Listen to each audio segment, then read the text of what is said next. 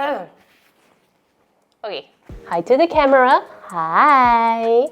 I love you. Okay, you sit here. Be quiet, okay?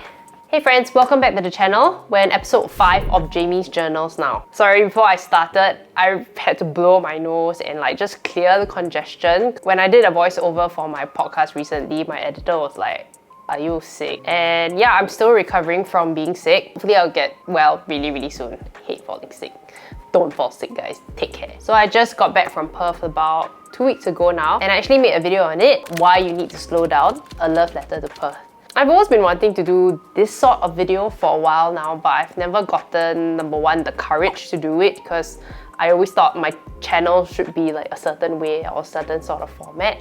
And I think I never really knew how to do it as well. So after I learned some tips from Sean, who was here on the Creator in Progress podcast, I kind of put it to use when I was in Perth, and I had so much fun, walking around Kings Park, filming this, filming that. It was a little bit stressful here and there also, because I'm like, I need to get this shot, I need to get this shot. If I don't, then I'll never get it again. You rather shoot more so that when you come back, you have things to play with, things to edit. So it was fun. It was a very good learning experience, but I was a little bit stressed. I hope to do more of these kind of videos, but I think it will take a lot more planning. I really wanted it to storytell very nicely, and I hope I have achieved that. Yeah, but it's the first of many videos, and there were a lot of things I know I could have improved on. So this is what being in progress is all about. I would love to hear what you all think about it as well. I think I'll try to do a mix of different content to put on the channel to see what resonates with people, but I think this video really scratched my creative itch. So thank you for watching. Of course, we have to go through podcast updates. Man, guys, have you seen episode 8 and 9? I think the episode with Sarah and it really did super well. And then after that, the episode with Ellie was released on Mental Health Day. And I've been less stressed also because I've managed to hire a digital marketing manager, Ashley. Before I hired Ashley, I was actually feeling very burnt out from the podcast. Not that I didn't enjoy the conversations with my guests. The digital marketing aspect of it was a lot. I had to be posting so many times, and if I was just doing that, that would have been fine. But I was also juggling a ton of other things at the same time. So there was no balance. But now I can actually free up time for myself to do other things that I need to work on to improve the podcast, and I can leave a lot of digital marketing stuff with Ashley, so thank you. You are a godsend. Anyway, I wanted to give a shout out to Leonard. Thank you so much for sharing your comments. I'll be recapping some of the lessons I've learned from previous guests in a special episode. And I'll also be doing more behind the scenes work to share what goes on, the work it takes to get from the guests being here, to setting up the camera, to sharing it with my editor and sharing it with Ashley, and how much work Alana puts in to make sure the processes all pan out and that things get released on time. So yeah, I'll definitely try to share more of that with all of you. If that's something you're interested in, I would love to know as well. But as always, I am truly grateful for everyone who has been tuning in to listen to all the episodes. I also feel super privileged to be able to share what these creators and entrepreneurs are doing. They're all such amazing people. So I hope all of you are really enjoying the episode so far. Please let me know which was your favorite episode down in the comments. Okay, on to other fun stuff. There are a couple of other gigs that I did as well.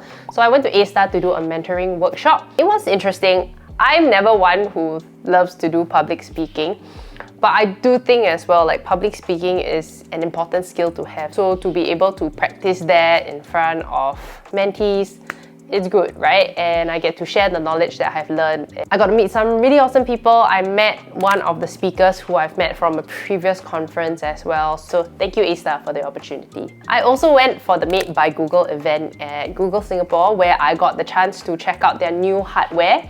They unveiled the Pixel 8, the Pixel 8 Pro. Yeah, it was very cool to be able to go there as a creator for a new launch, to see all these cool new products, and so I feel very privileged to have been there also. I keep going back to Google for all these creator events. And it just reminds me, because when I started out on this journey, you don't get invited to a lot of these sort of things. But as time progresses, people see your content and companies also reach out to you, right? So I just feel very grateful to have had that chance to be there and to share the awesome stuff. Yeah, I even got to take back a Pixel 8 to try out for about a month. If anyone is interested, I also did an unboxing of the Pixel 8. And I also shared a couple of new AI features that they've had. So if anyone's interested, you can check it out on the link there. Yeah, but it's really cool because I got to review a phone. I totally feel like a tech YouTuber and I watch a lot of those people on YouTube. So I just felt like, wow, really grateful to have been included. I mean, I love tech, I love Google. What more can you ask for, right? Okay, favorite things of the month. First, let me get it, but Chewie has been on my lap. So,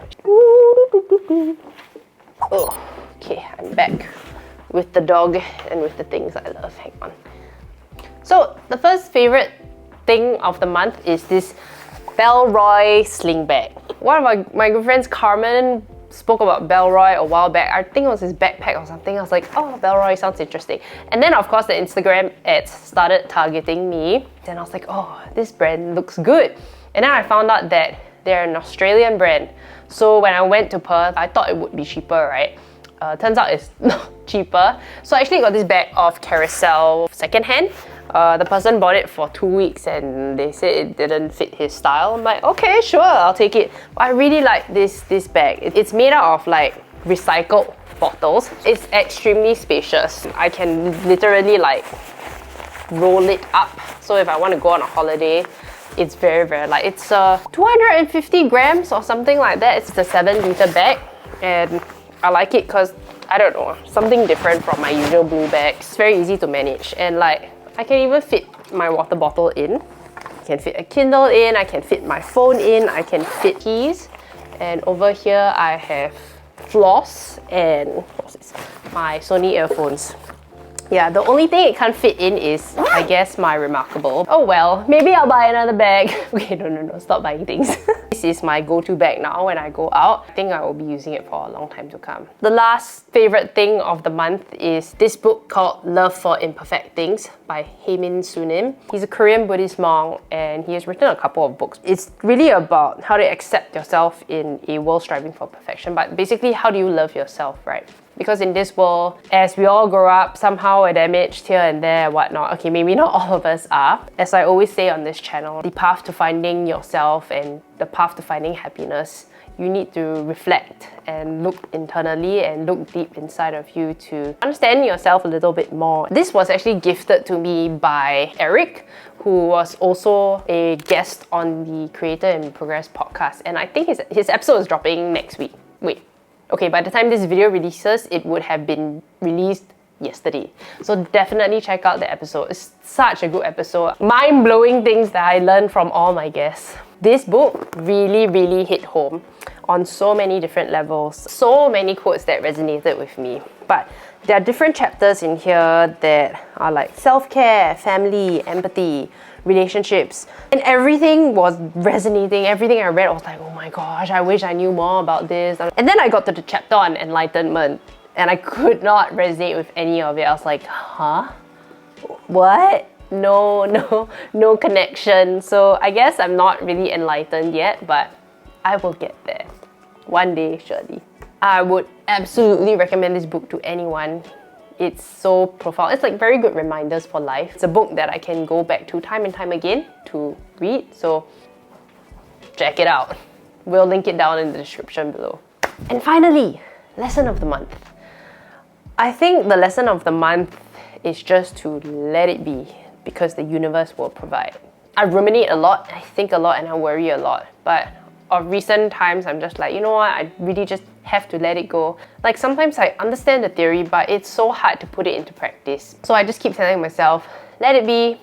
If something doesn't go your way, someone doesn't reply you, or things are ambiguous, just the universe will provide for you. You have to believe that. At least that's what I try to tell myself, and now I feel like I'm a bit calmer. Sometimes I'm not so calm still, but I'm trying my best. That didn't happen. Okay, I'm sad, but it's fine. The universe will provide. It should be like the theme. The universe will provide. I hope you all have a good one. Brownie, stop peeing there. Oh, what do we say to our friends, Chewie?